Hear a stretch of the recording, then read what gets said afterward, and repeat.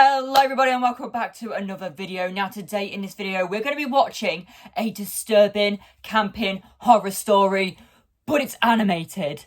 Okay, so we get to watch what happens. Not just listen, watch it as well.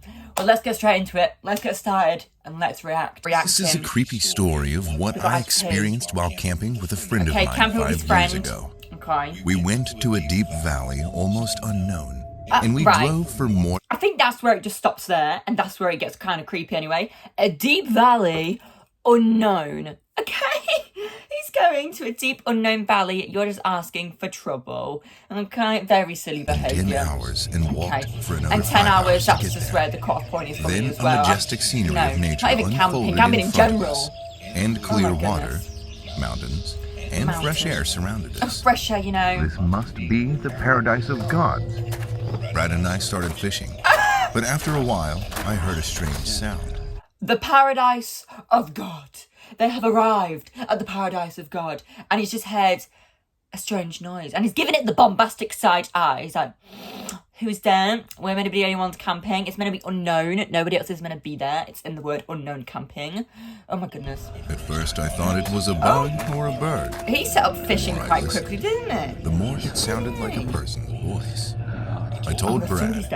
Do you think someone else came here? Well, it's unknown. Brad replied, Bro, how many times have I told you?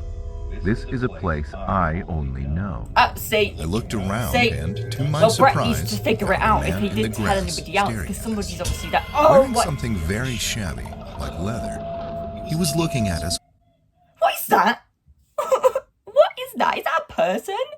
Who is that? I think that is a person. And is that blood? Oh my goodness, they better run. With a blank stare. Better run, it seemed that he was holding something like what is he holding? Some animal in his hand. Oh, it's an animal. I was startled and shouted asking who he is, but he didn't say anything. Oh, he's a scary man. That would be my aim to just leave right there. We got goosebumps, turned on our cell phones, and got ready to call the police. Then he disappeared into the forest. Anxious, we wondered whether we should stop. They've gone grey. But we couldn't go home since we barely got They've caught that. As time passed, we forgot about it. Grilled meat, had fun, and fell asleep. But that night, when I woke up to the sound of high-pitched screaming, I realized that Brad was howling. I hurried to his tent. The man I saw during the day and several other people were grabbing Brad's arms and legs, pulling him frantically. It was as if they were trying to tear Brad's limbs apart, and they pulled with all their might. What? These people are cannibalists. Well, that took a very unexpected turn, didn't it? They just woke up in the night, heard a scream, and found that his friend's being eaten. Okay. I heard the sound of bones and cartilage being torn. My whole body was shaking, and I picked up my cell phone and dialed 911. Well, you better call the police because you're doing that pretty slow. I gasped and barely spoke, and the police were dispatched. But it seems like they would take a long time. Why are you not helping? I mean, they might eat you as well. I knew it was my turn after Brad, so I escaped into the woods. I mean, don't help your friend then. Then Brad's screaming came to a halt, and I could tell he was dead. I cried as I ran frantically. I was barefoot, so my feet were torn and blood was pouring out. After a while, sirens were heard and the police arrived. But terribly, Brad's upper body was only left in his tent.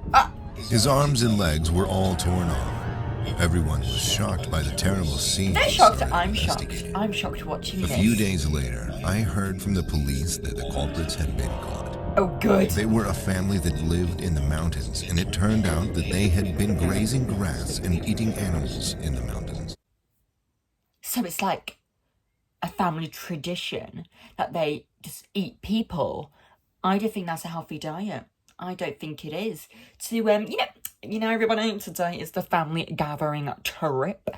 What we're going to do is going to go into the wild and we're going to go eat somebody. That's not really the family bonding exercise I had in mind when somebody says family bonding experience. I mean, completely distant from civilization. Yeah. They lived in valleys and cliffs, so their grip became unusually strong. It turned out that the 4 of them had ripped off Brad's limbs with their bare hands.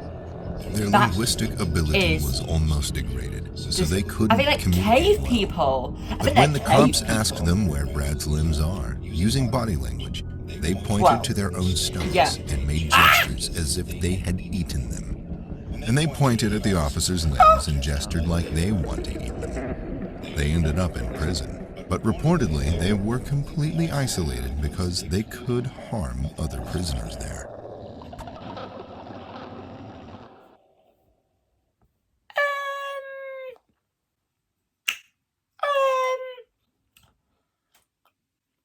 Okay. So they went on a camping experience. Bit of a horror story there. That's traumatic. It's not a horror story, that is traumatic. He went on a happy camping experience with his friend. Turns out his friend's just been eaten by these cave people who like to eat people.